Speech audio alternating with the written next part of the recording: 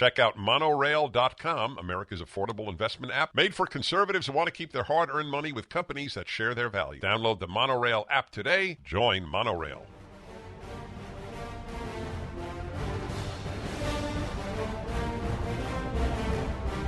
Hello, everybody. Welcome to the Dennis Prager Show.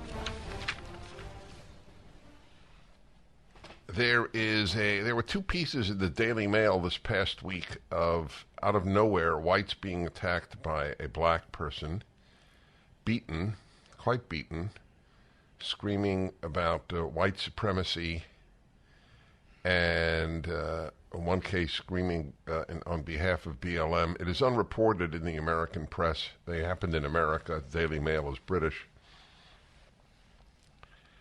Can you imagine if there had been an attack on a black screaming some Ku Klux Klan motto, how much it would be reported in the United States as evidence of rampant white supremacy and racism leading to violence? The data are, as everyone except leftists acknowledge, which means the entire American lying press. President Trump was entirely accurate about describing the mainstream media as the lying media. That's what they do, and they're unaware of it because truth is not a value. So if on the left, so if you don't tell the truth, it doesn't bother you because you're only bothered by something you hold as a value. The whole George Floyd thing was an enormous eruption of left-wing anger and emotion. That's what it was, an eruption of emotion. It doesn't deny the tragedy of his death, but it also doesn't deny how much the police actually tried peacefully and gently to get him into a police car. One coroner, at least, did not argue that the knee on the neck was what killed him. It was probably the amount of fentanyl in him. But it doesn't matter. You see, when any left-winger hears what I just said, their reaction is not, is it true? It is, can we use it against the person who said it to show that he is racist? Truth is not a left-wing value. These are quite remarkable stories. These are horrible beatings. There are videos of them, because there are videos of just about everything. And of course, it will simply go unreported. New York City to pay record settlement to George Floyd protesters. It's from National Review. Protesters who were restrained with zip ties, battered with batons, and pepper sprayed will be paid millions in a new settlement reached with New York City and the New York Police Department. So what does this tell New York police? Don't restrain leftists. End of issue. Only restrain rightists. According to documents filed in federal court on Tuesday, the city has agreed to pay out a total of $7 million to the protesters, which comes out to $21,500 each, the highest per-person settlement award in a mass arrest class action lawsuit. So that's the great lesson. Be a left-wing protester, which often descends into violence on certainly race matters, and you get paid. That's a great deal. On June 4th, 2020, this was 2020, time of the worst eruptions, about 300 people marched through the Bronx to protest the killing of George Floyd. According to a lawsuit, as an 8 p.m. curfew approached, police used their bicycles to form a wall and prevent the protesters from moving forward, while other officers pushed from behind, a tactic known as kettling.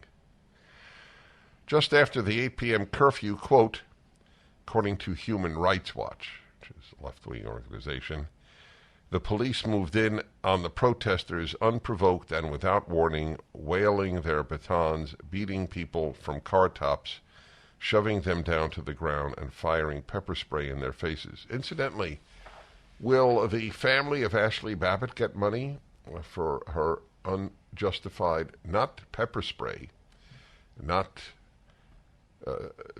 being tied up in some way, but being murdered. Ashley Babbitt was murdered, not merely killed. No, of course not. The United States is a left-wing theocracy because leftism has a new religion.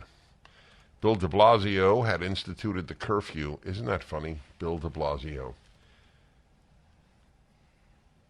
Do you realize that within a few years, I'm not sure he will merit mention in Trivial Pursuit? Who was the mayor of New York City during the 2020 riots? No one will get it. Some will say Alan Estrin.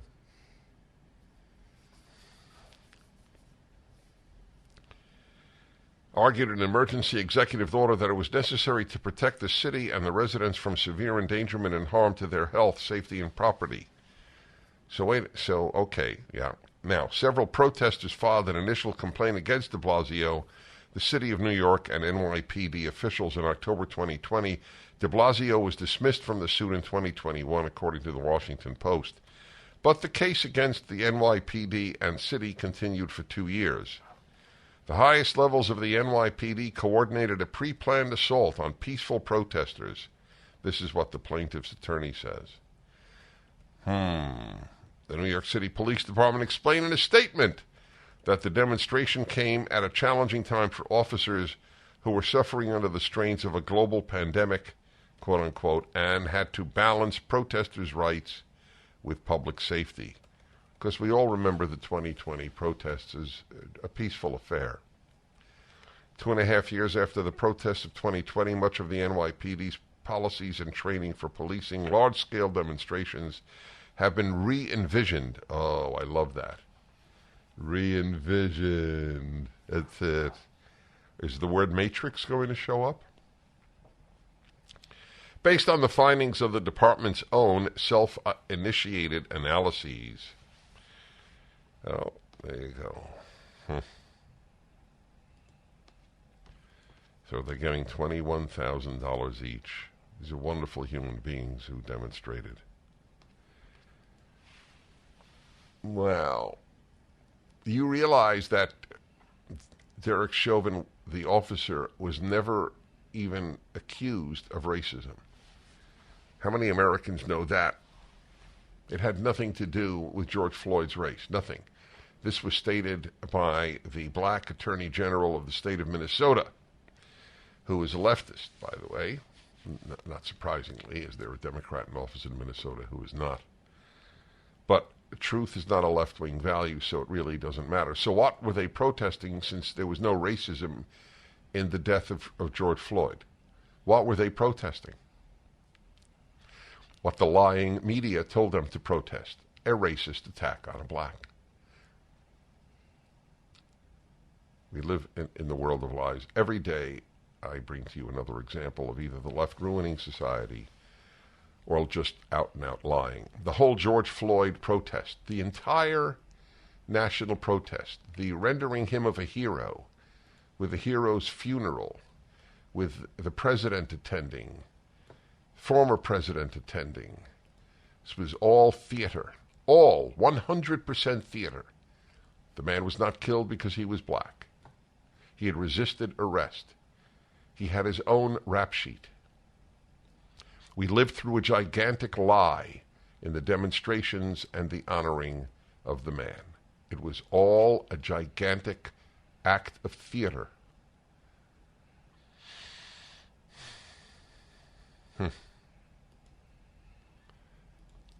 And the reason that there will be attempts to condemn what I just said is because truth is not a left-wing value. And that means that evil will ensue. Lying is the root of nearly all evil. What was the famous movie of what was his name? The famous comedian who couldn't lie. Remember that? It was a good movie, actually. Yeah. Jim Carrey, yes. What was the name of the movie? It was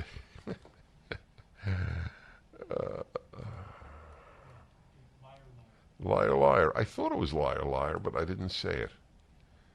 How often do you get the right answer in your mind and not say it? That's probably a 50-50 call on that one. Every day when I pass a mirror, I still can't believe it. It's me! I'm looking back at myself. I never thought I'd be this fit again, but 42 pounds ago, I decided to take control of my health. And with the help of my PhD weight loss and nutrition, I'm so glad I did. The program is simple. Dr. Ashley Lucas and her amazing team customize a plan for your body to make it simple. They even provide 80% of your food at no additional cost. They treat your entire person as one. Dr. Ashley believes that all change starts with the mind. She'll help you to change your behavior when it comes to food and think differently about food so you'll never gain the weight back. Give them a call right now at 864-644-1900 and they can answer all your questions. If I can do it, you can do it. I began yesterday reading to you from Professor of Surgery at Johns Hopkins University, Marty McCary, and who wrote a very powerful piece, 10 Myths Told by COVID Experts. It's up at DennisPrager.com. You should all have it. Please send it to as many people as you can. This is, again, a professor of surgery at Johns Hopkins. The only difference between him and most of his colleagues at Johns Hopkins Medical School is that he tells the truth, and they don't, either out of cowardice or ideology. If you're left, truth is not of value.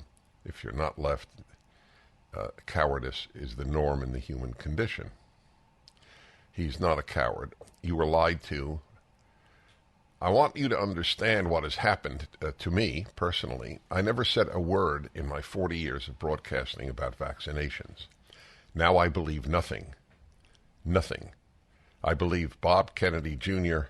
tells more truth than the CDC about vaccines. Okay? There is a consequence for being lied at. I, for one, when you lose my trust, you lose it. I gave the benefit of the doubt to the so-called experts. Foolishly, I am ashamed at my belief in the CDC and NIH until COVID. Now I know they lie for money. They lie for ideology. They lie for control. And they lie because a lot of fools are in the positions of public health. Public health attracts particularly stupid people. I don't know why. It's somewhat like schools of education and gender studies. Public health is in the same category. If you're not angry at having been lied to for the years of COVID, then you need to confront the mirror, the conscience mirror. Why are you not? Everybody has you either have justified anger in life or unjustified anger. The left is just unjustified anger, like at white America. That's unjustified anger. It's an ideological pill. I read to you the staggering list of misinformation. Natural immunity offers little protection compared to vaccinated immunity, a lie. Masks prevent COVID transmission, a lie. What was number 3 here? That's odd. It goes from 2 to 4. Well, c'est la vie. I'll have to look it up. Myocarditis from the vaccine is less common than from the infection. Oh, that turned out to be a lie.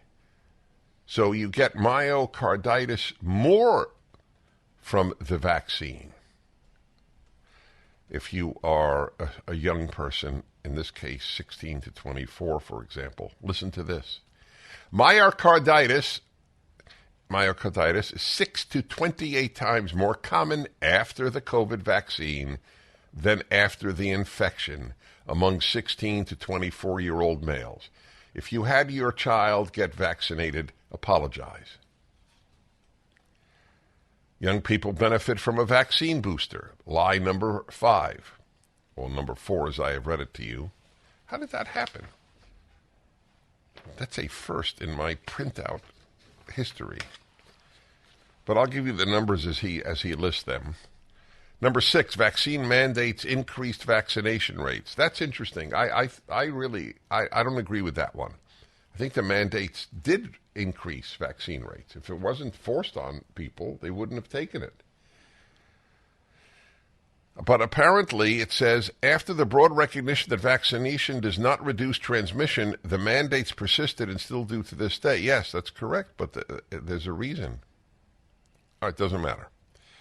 Number 7, COVID originating from the Wuhan lab is a conspiracy theory. Whoa.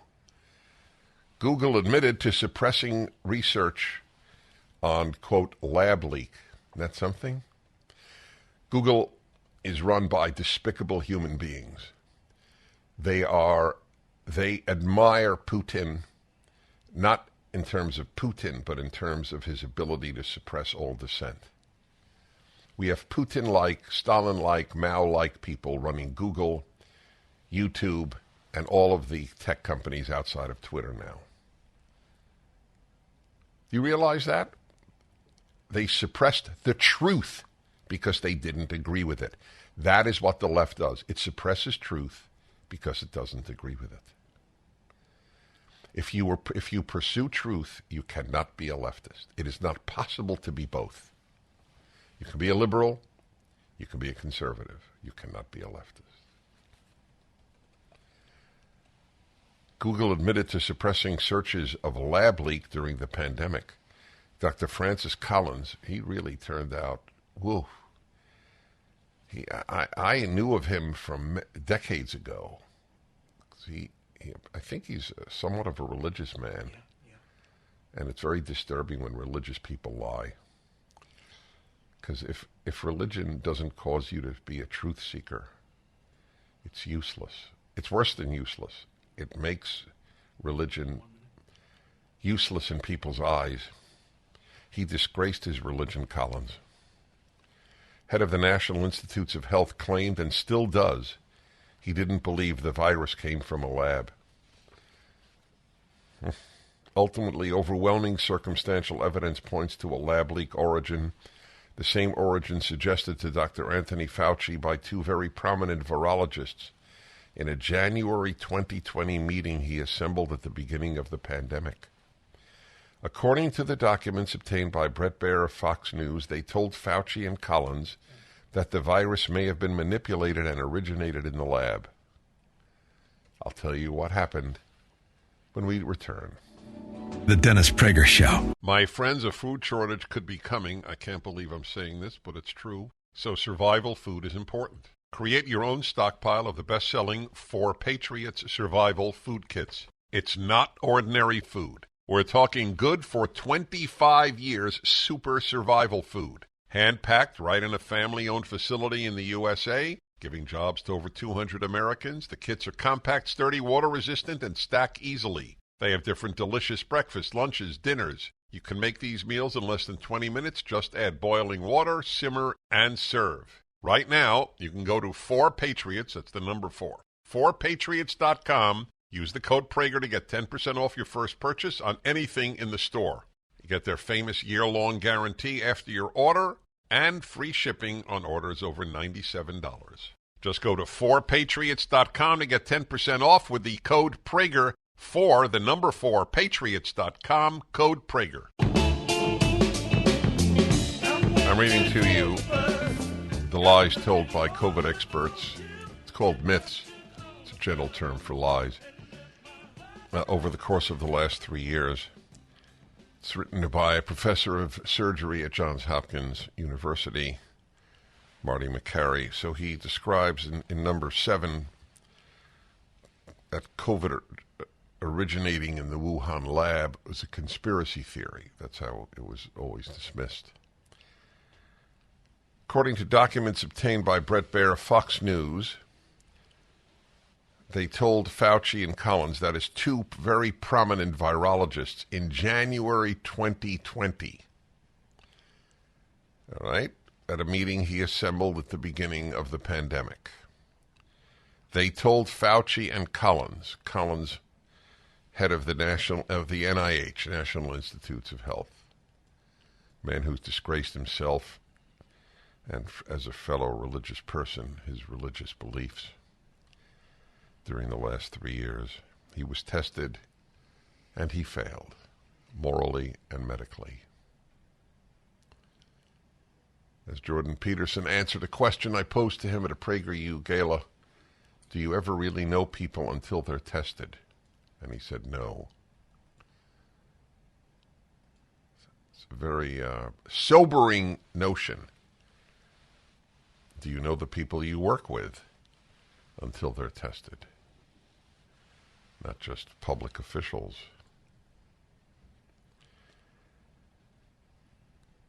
So they told Fauci, the two prominent virologists, and Collins that the virus may have been manipulated and originated in the lab.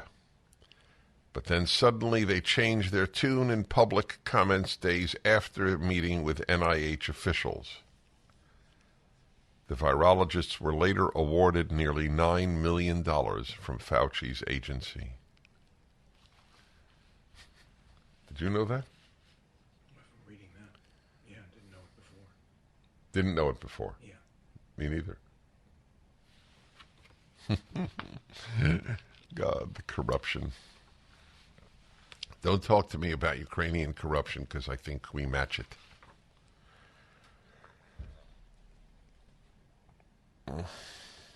Line number 8, it was important to get the second vaccine dose 3 or 4 weeks after the first dose. Data were clear in the spring of 2020, just months after the vaccine rollout, that spacing the vaccine only out by 3 months reduces complication rates and increases immunity. Spacing out vaccines would have saved more lives when Americans were rationing a limited vaccine supply at the height of the epidemic. Number 9, data on the bivalent vaccine is crystal clear. Dr. Ashish Jha, I've quoted him in the past, famously said this despite the bivalent vaccine being approved using data from 8 mice. To date, there has never been a randomized controlled trial of the bivalent vaccine. In my opinion, the data are crystal clear that young people should not get the bivalent vaccine. It would have also spared many children myocarditis. In other words, the NIH and the CDC hurt children. The teachers' unions hurt children.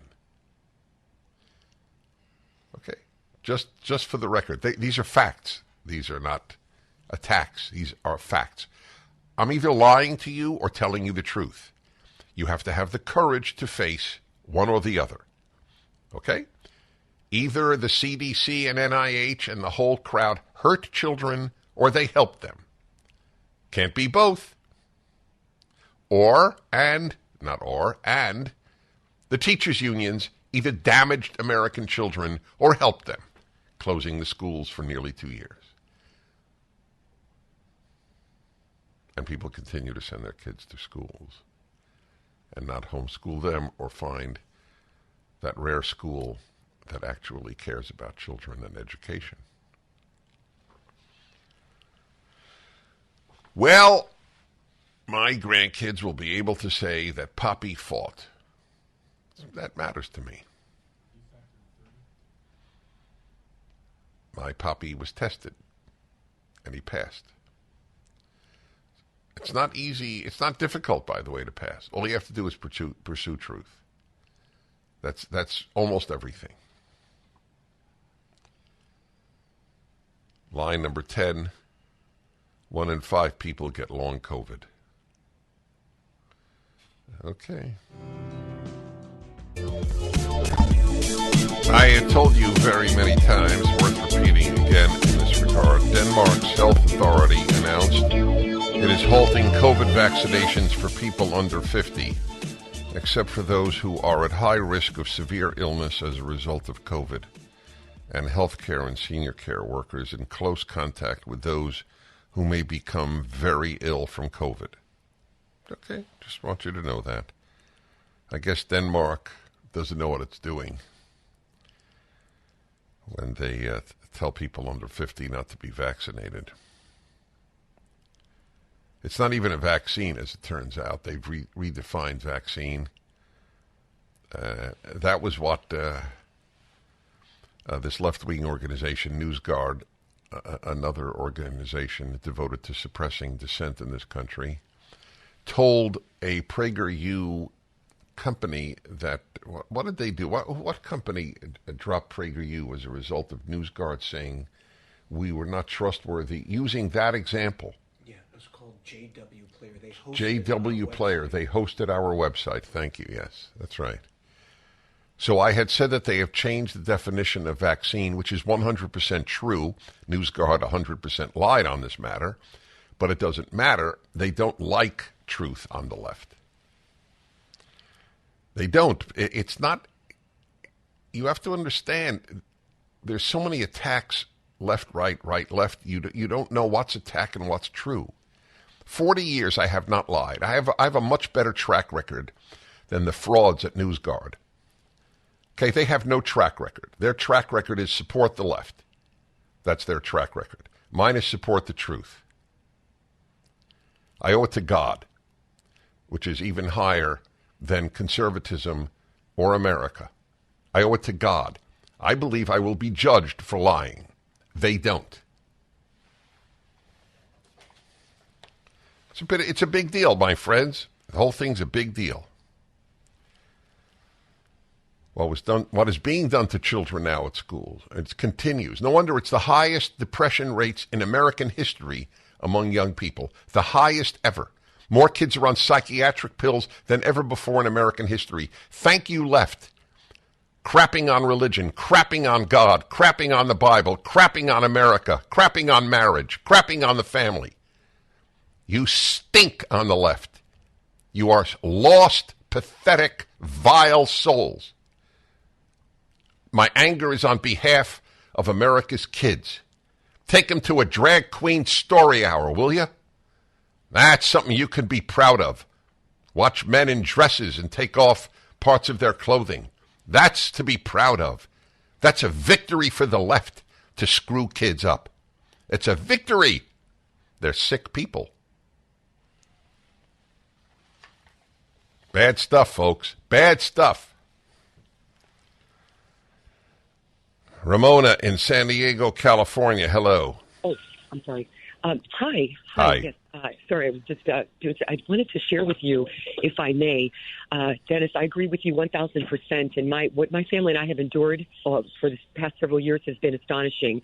I knew that the more hysterical they got and the more pushy they got, I had to accept that this was something done to snatch power and to limit us.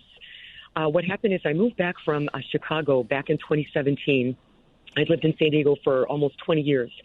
I moved back, and they announced to me that the school district, that my youngest daughter will not be able to be enrolled unless she has her vaccinations up to date. I'm sorry, how old again?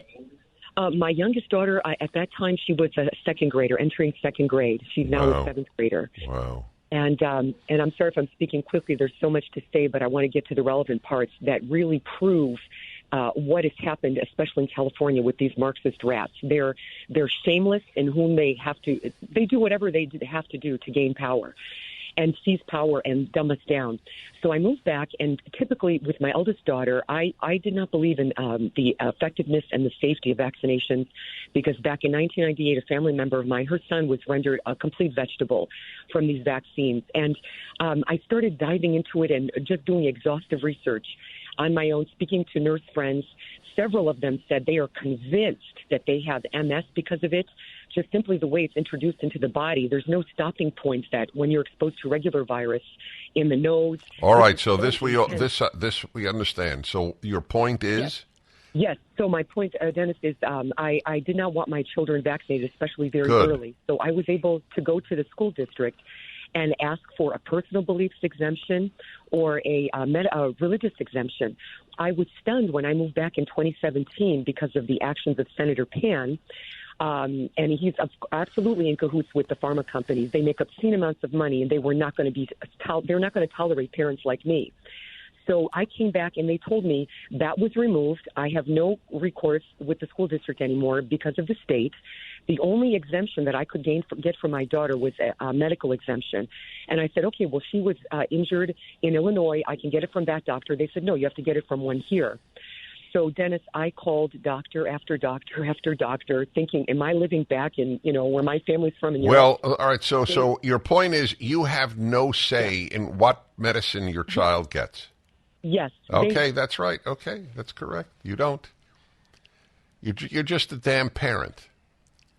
To the left, you are worthless at best, useless at best, and a detriment to their agendas at worst.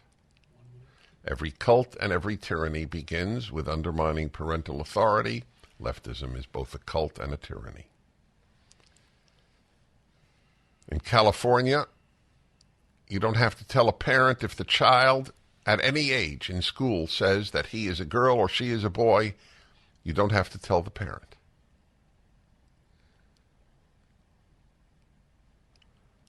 I don't understand why parents continue to send their kids to such schools.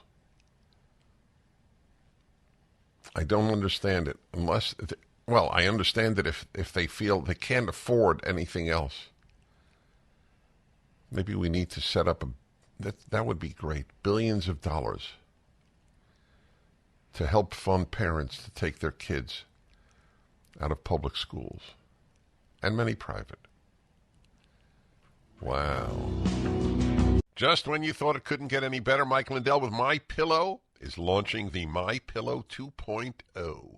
When Mike invented MyPillow, it had everything you could ever want in a pillow. Now, nearly 20 years later, he discovered a new technology that makes it even better. The MyPillow 2.0 has the patented adjustable fill of the original MyPillow, and now with a brand new fabric that is made with a temperature-regulating thread. The MyPillow 2.0 is the softest, smoothest, and coolest pillow you'll ever own. For my listeners, the MyPillow 2.0 is buy one, get one free offer with promo code Prager. MyPillow 2.0 temperature regulating technology is 100% made in the USA and comes with a 10-year warranty and a 60-day money-back guarantee. Just go to MyPillow.com and click on the radio listeners square to the buy one, get one free offer. Enter promo code Prager or call 800-761-6302 to get your MyPillow 2.0 now.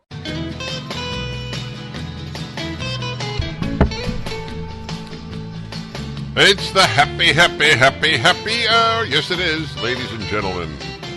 Every Friday, the second hour of the Dennis Prager Show since 1999. Since the 20th century has been devoted to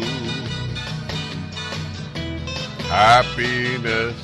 Happy hour. Because the happy make the world better, and the unhappy make it worse.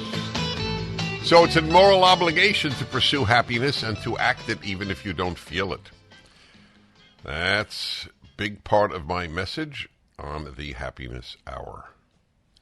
Today's subject is a first. When you do one subject for, 24 years, every week, you will sometimes repeat a subject, which is perfectly fine because I don't expect people to remember. What's 24 times 50? Well, 20 times 50 is 1,000. So we've had well over 1,000 happiness hours. Today's is new. I have mentioned it very rarely, but have, on occasion, noting this, but more in the realm of philosophy than happiness. But they are conjoined in many arenas. If you understand how flawed human nature is, you will be a happier human being. There you go. You know, every survey shows that religious people are happier than secular people. and the reasons they give are all legitimate. But this is a reason nobody notes.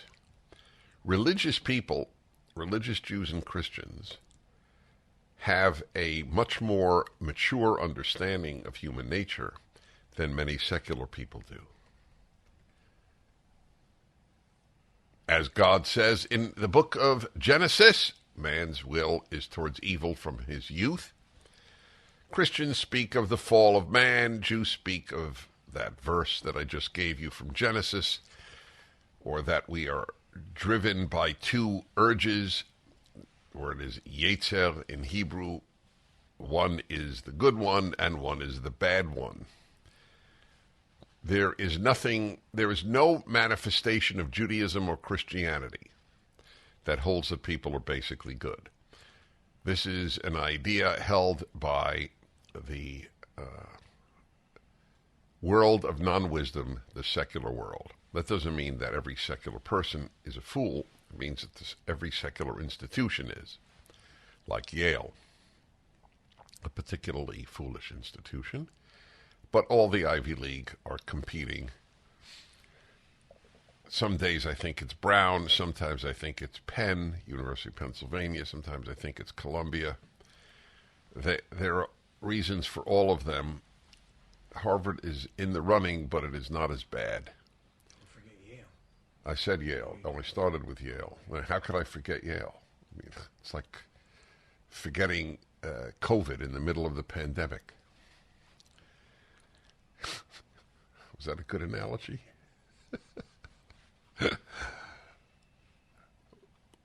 Well, the secular world denies that people's nature is not good. I never said it's evil, because if it was just evil, there would be no possibility of good. But it's not good. And if you understand that, you will be a happier person. There are two reasons you will be a happier person if you understand that human nature is not basically good. Number one, it means you will fight your own nature, and that alone will make you a happier person. Number two, you will be less often disappointed in other people. You will go through life as I have all of my life, much more often pleasantly surprised by the good people in my life than disappointed by the bad. Sometimes you still get disappointed because you expected better from people. I've had that, and others have had that. But in general, if you are realistic about human nature, you are less likely to be frequently disappointed. I got a question on the fireside chat that I do for PragerU every single week. If you don't know about it, you really should watch it. The fireside chat is from my home every week. I get questions mostly from young people around the world.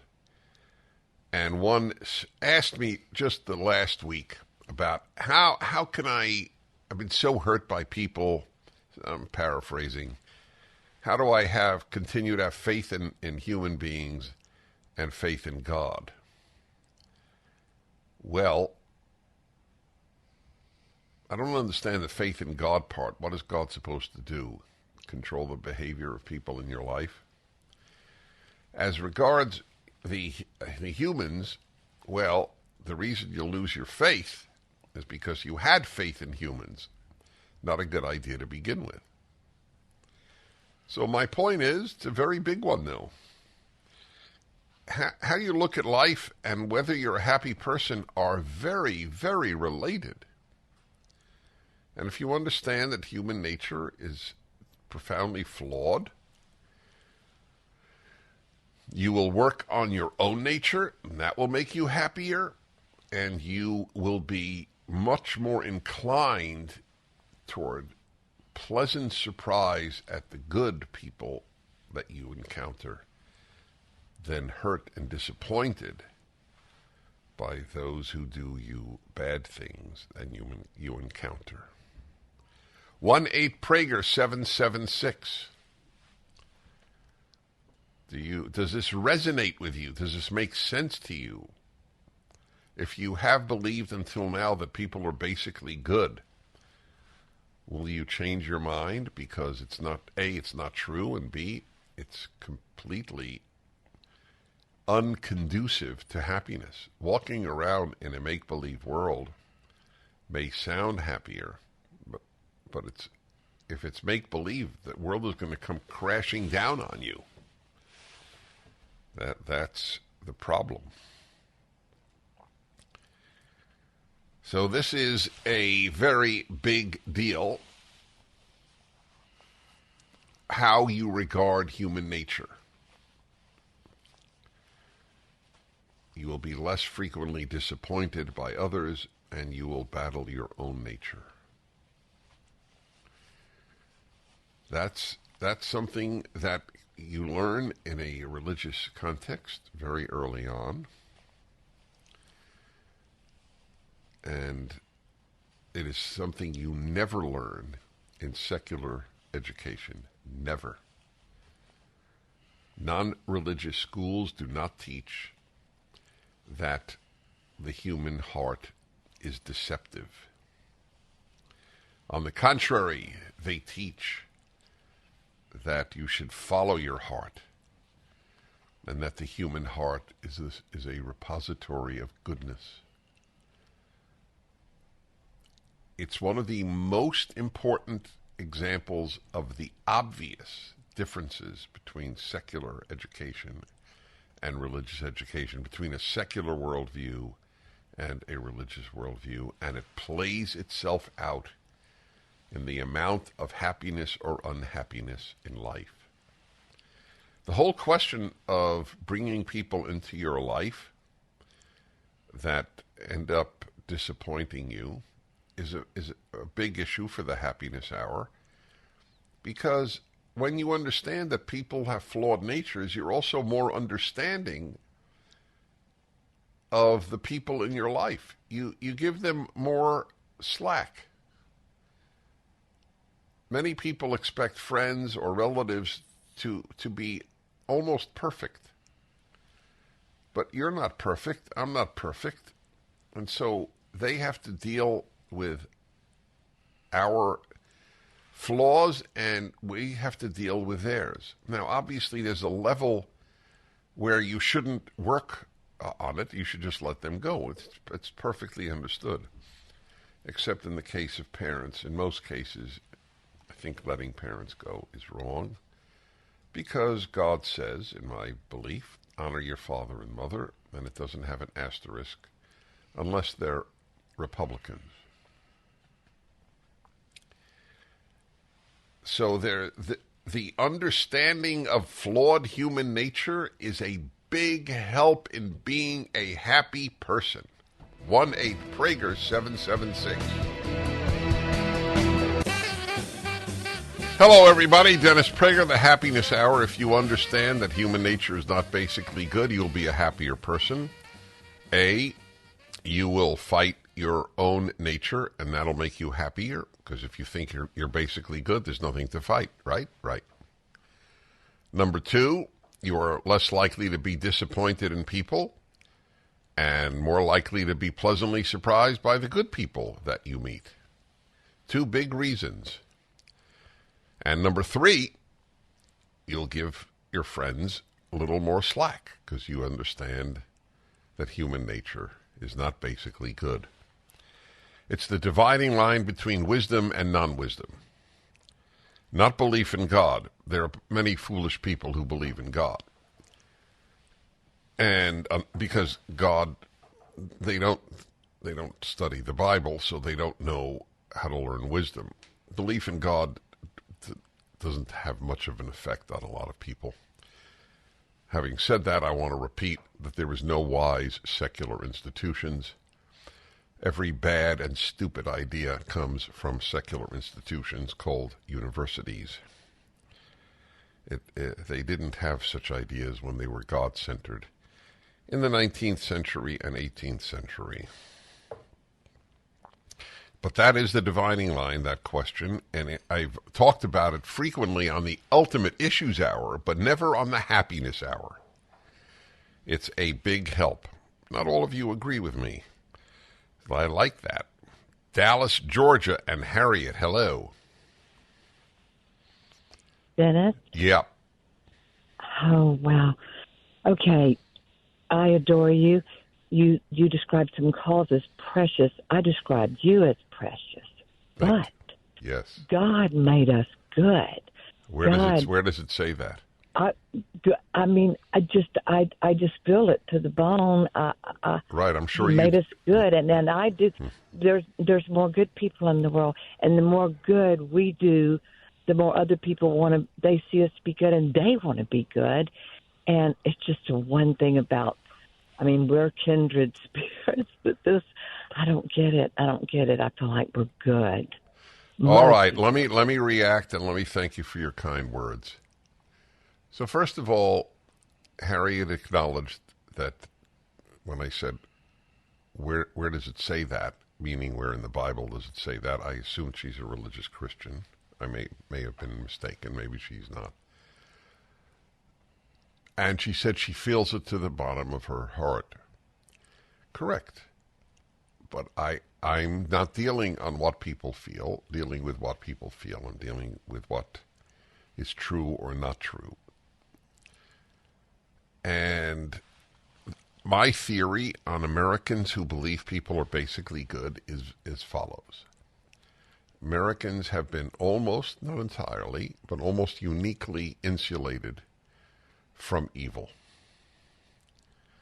Of course, there have been evil Americans, and there's been evil in the country, but compared to the rest of the world, it is so safe, and it has been, anyway. The left is changing all of this, but it has been so safe and so decent, and you so assume that the next person in the elevator is a good soul, that you think the world is like the world in which you live. But it's not true. What is Markowitz's first name? I always forget it. The writer for the New York Post? Carol? Yeah, that's what I thought. Carol Markowitz. She's terrific. She wrote an intelligent piece on differences between American Jews and Israeli Jews. American Jews are way to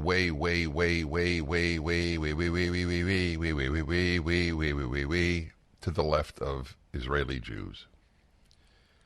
And her theory is that American Jews have had it so good that they became naive, and naivete is the royal road to leftist thinking. Whereas in Israel, every single day is an existential threat to their very existence, not from carbon dioxide, as it happens, but from real bad people like the Iranian regime and Hamas and Hezbollah and so on. So Israeli Jews know how rotten much of the world is. American Jews do not. And that accounts for a massive difference. So it's not inherent in Judaism, certainly not in Judaism, but even in Jews to be leftists. As many as there are inclined in that direction in America. They are not inclined in that direction for the most part in Israel. And that's true for my caller. The Protestant American, and you know my feeling, Protestant Americans made America. It's not my feeling. I take that back. It's fact. More than any other group, the Protestant American, the white Anglo-Saxon Protestant, made the freest country in the history of the world, the land of the most opportunity to the most people of the most races and ethnicities in the history of the world. Of course, others contributed, but they're the ones who designed it. If the country were made by slaves, Brazil would be the freest, most affluent country in the Western Hemisphere because they had the most slaves. So it's just a lie when you're told, because the left says it, so you just assume it's not true. Slaves built America. Slaves built the cotton industry and the sugar industry. They didn't build America. The South was the poorest part of the country. And Brazil is not a rich country, which had way more slaves than the United States. Probably more than 10 times as many. So when you live in a relatively decent society, you can fool yourself into believing human nature is basically good. Anyway, this normally is an Ultimate Issues Hour topic. It's a Happiness Hour topic because it affects your happiness to understand properly human nature. All right, thank you for calling, Harriet. Linda in Tampa, Florida, hello. Hello, Dennis. Hi. Hi. I just wanted to call, and I kind of agree with the lady who called in before, but I think God is good. We are born, look at a baby. They're good. They're not evil. Good. No, they're not good. Child. And they're not evil. They're not good. Babies are not good. Babies are innocent. Well, yeah. All right, I but guess you can say it the same yes. way. Well, no, it's not the same thing. There are no good babies or bad babies. There are innocent babies. That's why the statement in the Bible is that man is evil from his youth, not from his birth. All right, I'll hold on with me. That. Oh, yeah? It's in Genesis. It's sad that you never heard it. It's an interesting subject for the Happiness Hour. The more you are aware of how flawed human nature is, the happier a human you will be. You will be less likely to be disappointed in people than with a naive belief that humans are basically good, then you're disappointed. Rather, you are more likely to be pleasantly surprised when there are good people in your life. 2, if you know that human nature is flawed, not basically good, you will fight your own nature, and it is not possible to be happy if you follow your nature. You must battle it.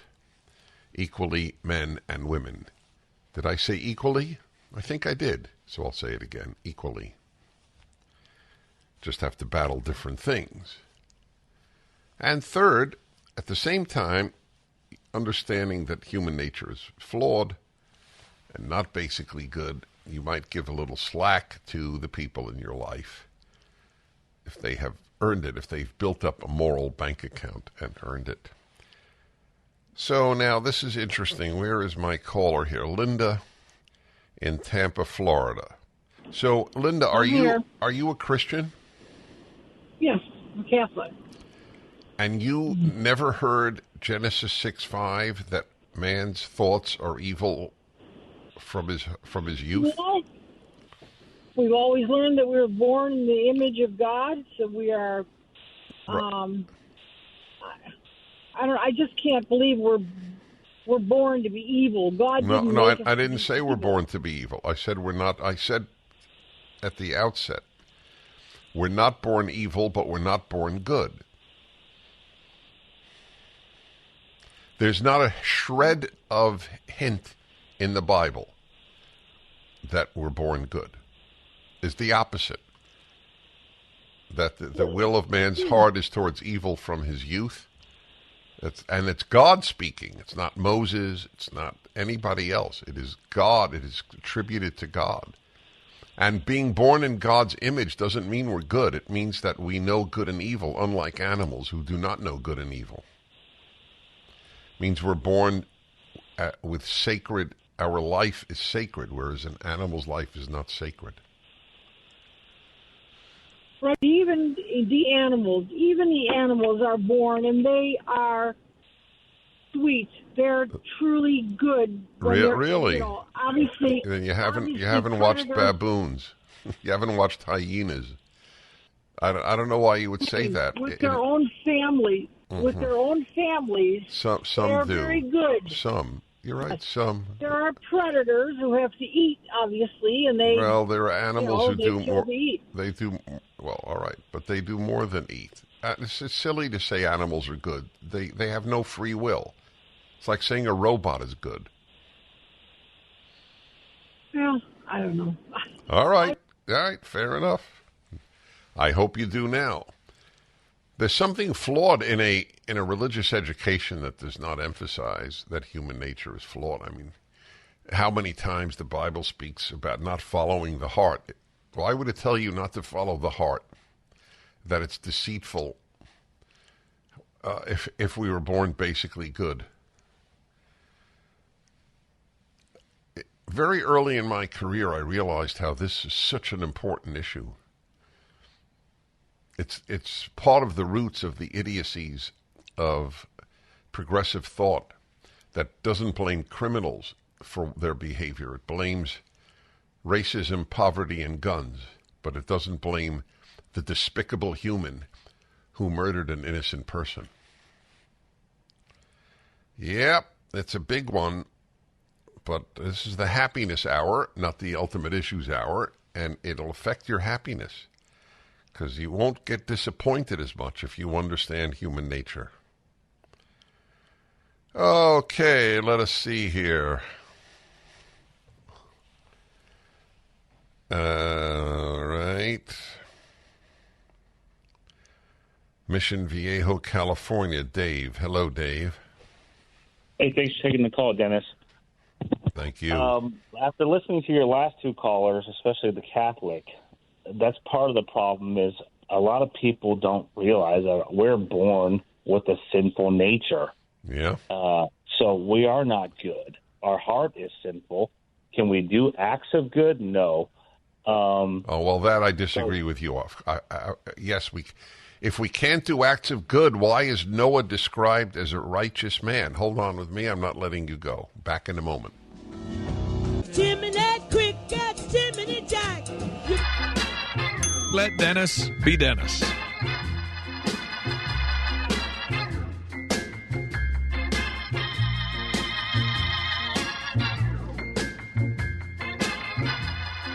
Hey, everybody, it's the Ari Set the Agenda, whatever's on your mind about you, about me, about life, about death, and, of course, about fountain pens, audio equipment, photography equipment, classical music, and cigars.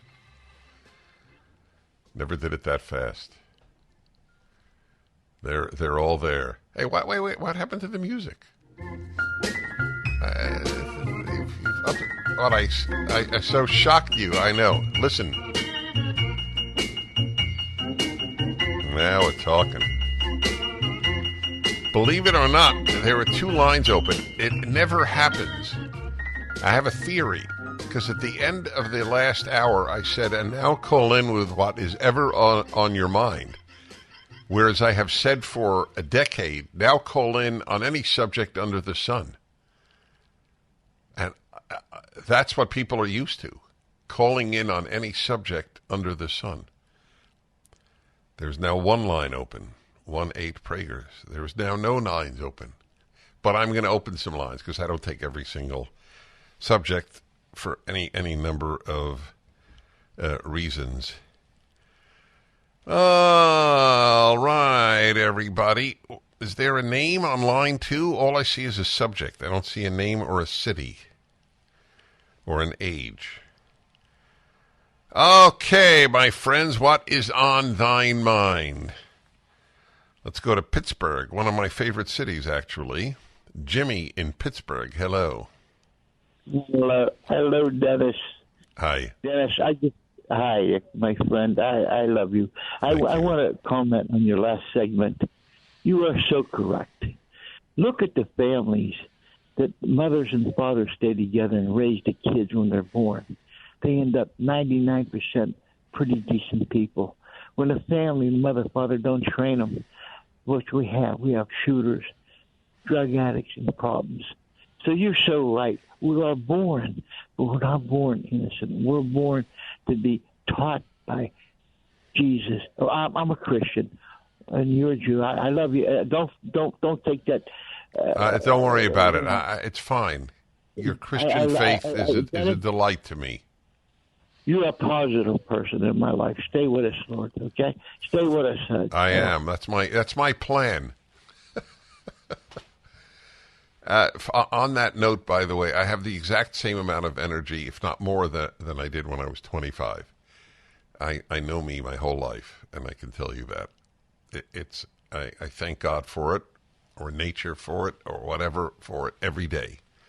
But I am completely aware of it. There is no diminution. I mean, zero. I fly almost every week. Next week I'll be in Florida for 4 days. Yes, I have an event, by the way, for you folks in Tampa. I have an event, so check with the station. One of my favorite of my stations is the Tampa station because of Barb Yoder and the other good folks that I enjoy there. I think it's a cigar night. This is like the new thing that Salem stations do with me, because I go to a number of stations a year to help them out. And now they do cigar nights a lot, which is fine with me. I can smoke and talk at the same time. This is an amazing ability.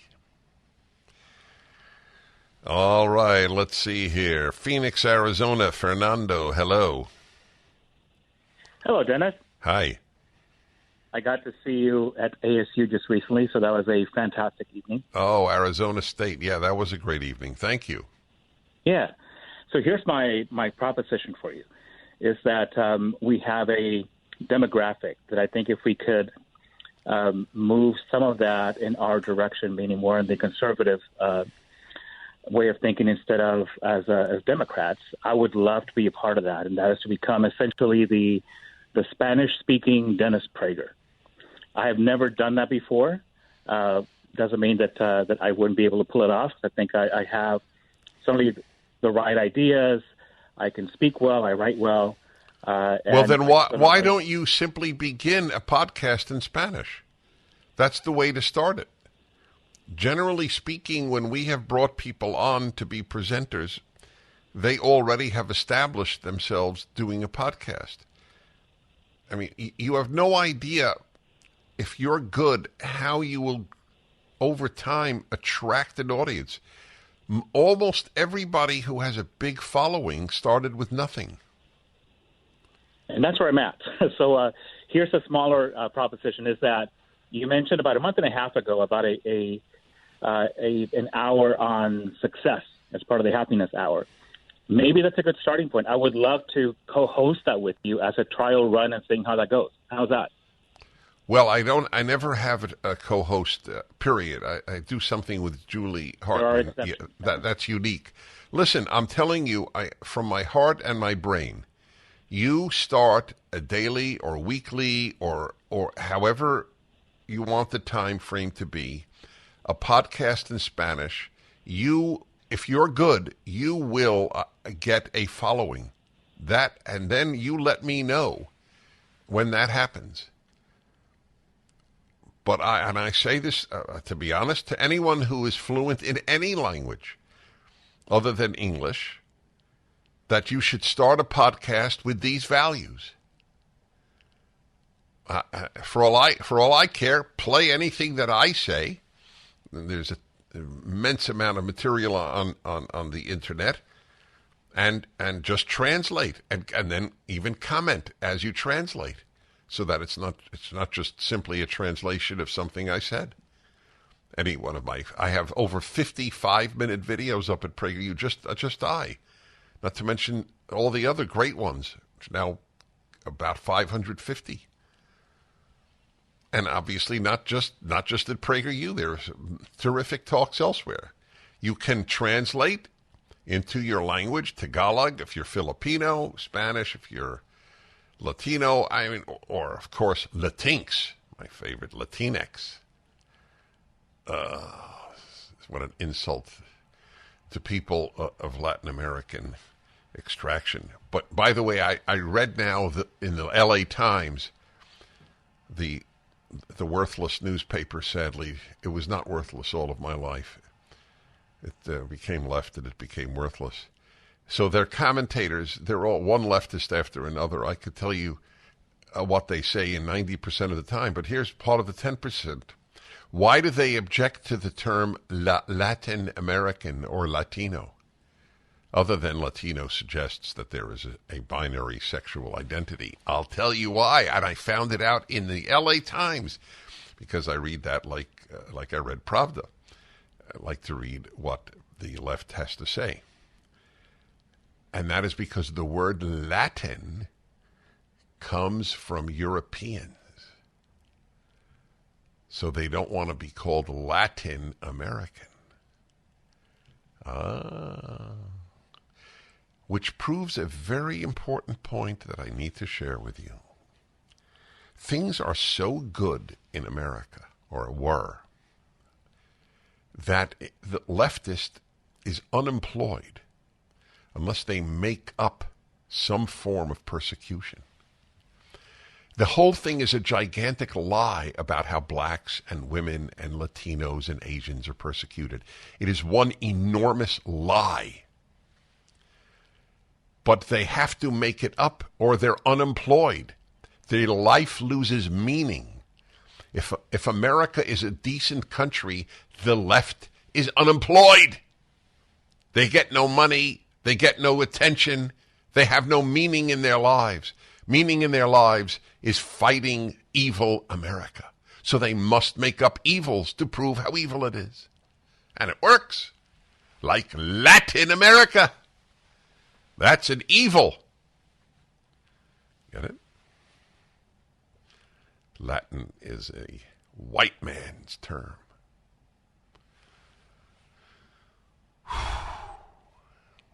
That's what we're in.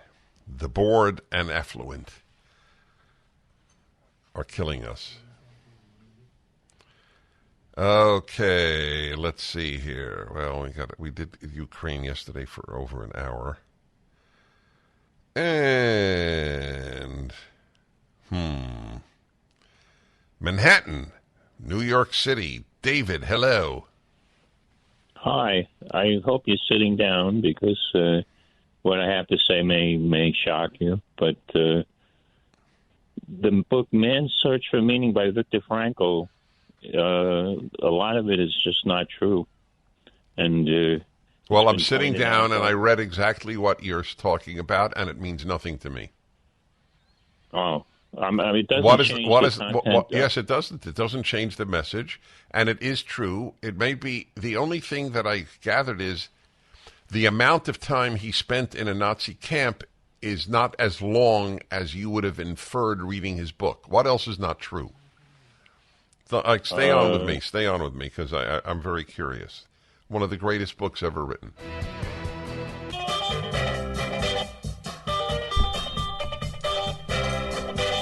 Back to your calls here. This is the hour where what is on your mind. So one of the 10 books that most affected my life is Viktor Frankl's Man's Search for Meaning. Viktor Frankl was an Austrian psychoanalyst who lost family in the Holocaust, and he was in a camp as well, Nazi camp, and he used that as the background for his brilliant insights, such as the greatest need in the human condition is meaning. It's greater than anything but food. It's greater than sex. There are people who go without sex, many people who later in life or take vows of chastity or whatever reason and can be happy. But there is nobody, if they have meaning, but is no amount of sex can make you happy if you have no meaning. So I think the book is magnificent. That's only one of the many gems in it. So you called to say that it's not honest. Is that correct? Well, it's the historical record of from historians like Raoul Hilberg and Saul Friedlander say that the dates that Frankl gives of where he was, it's just not true. Well, they didn't comment on it because they're not. Raoul Hilberg I don't believe Raoul Hilberg is still living. No, he's not. Right. So he never commented on Viktor Frankl. No, he did. He regarded the book as being really Raoul Hilberg. That's fascinating. So why did it not come out? He was one of the most famous historians of the Holocaust. Well, I think it's because Frankel's reputation is mostly in the psychiatric community and not. Okay, so why did he say that? So wait, so the bottom line for you is that his dates of being in a Nazi camp do not coincide with the dates of the camp, and therefore, what is the therefore? Well, it's also that the things that he said that he saw, like people being gassed and stuff, he couldn't possibly have been there when he said that he saw that. So, okay. So do you believe the message all of the book? Right, it doesn't. Also, do you believe that people were gassed? Yeah, I do believe it. Yeah, okay, fine. All right. So, okay. I give some slack to people who went through the Nazi hell, who get wrong dates or embellish in their mind. I'm not saying that he did. And frankly, that doesn't matter because none of that affects the message that he took from it.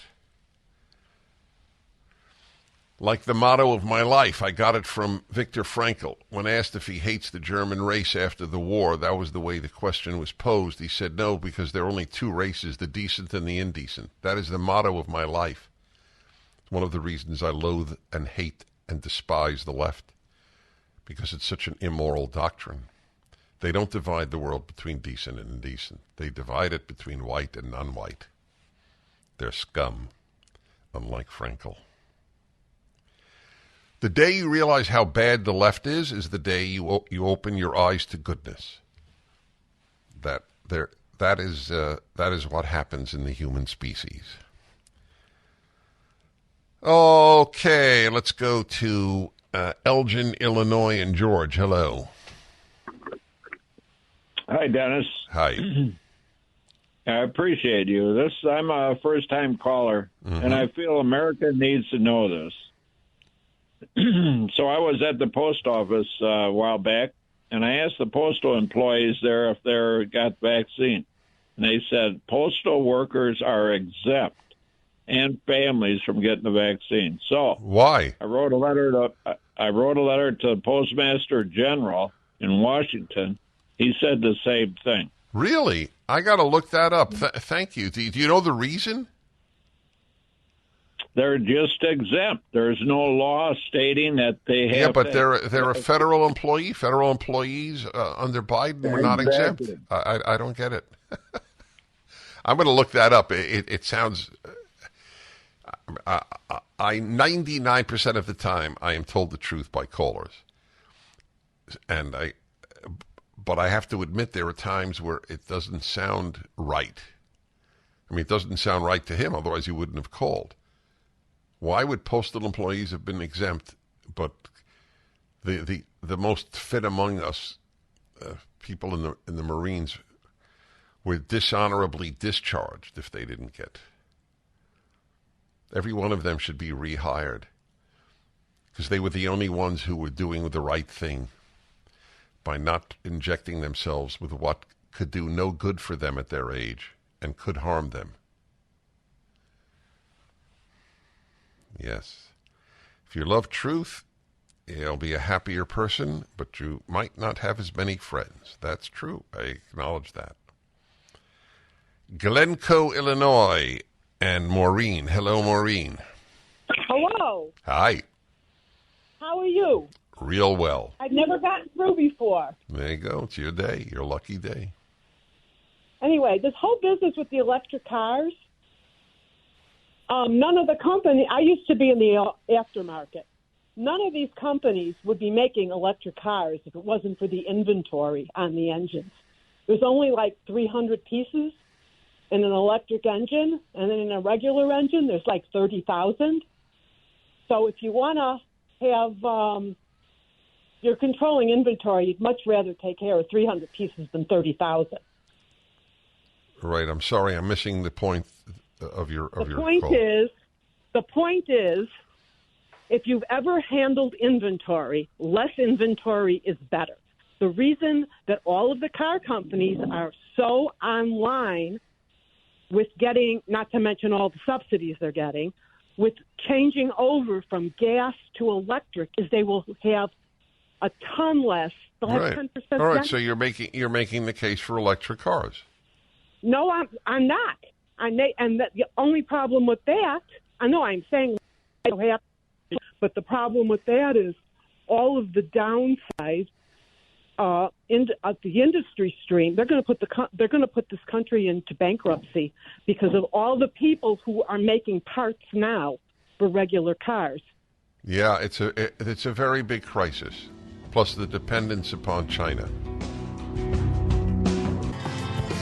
Hello, everybody. This is the hour you set the agenda. What is on your mind? Wow, I have another call confirming the mystery call or the mystery subject. So let me take that. Gary in Centinela, Colorado. Hello. Yeah, it's Gary. I'm here in Centennial. Yes, I'm a carrier for the post office. We were exempt from having to be required to get the COVID shot. Why? Well, my guess is because we probably don't necessarily fall under the guidelines of the federal government. Why? Well, because many years ago, about 50 plus years ago, the post office is actually considered quasi-government, so we don't necessarily...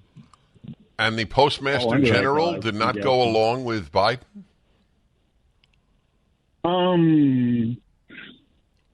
At that time, I'm trying to think of when DeJoy actually became the Postmaster General, because it was kind of there was a turnover, between the postmasters right about that time all that stuff was taking place. So what did your fellow postal workers think about that? Were they thrilled, or they got vaccinated anyway? What was it?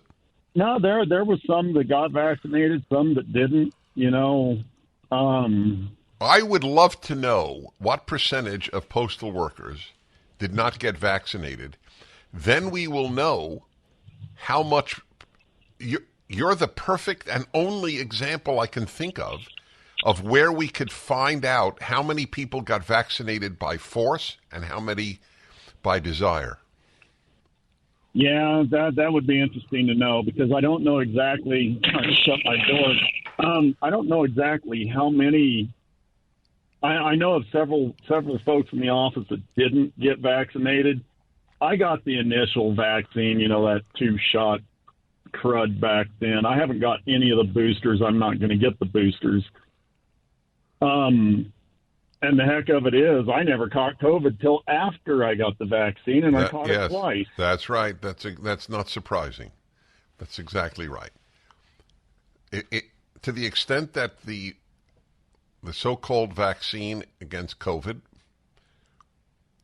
worked, it worked for a minimal amount of time. I got antibodies the ideal way. I got COVID, and then I got antibodies. And my COVIDs were mild enough for me to actually give speeches. In one case, because I didn't realize I had COVID until I tested after the speeches. And nobody got it that I know of. And it was close proximity. It wasn't a lecture hall. And in the second case, one of my favorite stories of my life was with a rabbi inviting me to a Jewish institution, and 2 hours before the talk, which was critical for him for fundraising, I did it as a gift to him, my speech. And please don't call for free speeches as a result of hearing this. Is just, I had a very strong sense of commitment to this particular rabbi and the particular location. In any event, I called him 2 hours before with the really sad news I had COVID. This is during the COVID hysteria. And I was totally happy to give a speech. But I felt I was legally / morally obligated to tell him I had COVID. But if I didn't speak, it would have really hurt his institution's finances. And anyway, I said, Rabbi, I'm morally obligated to tell you I have COVID.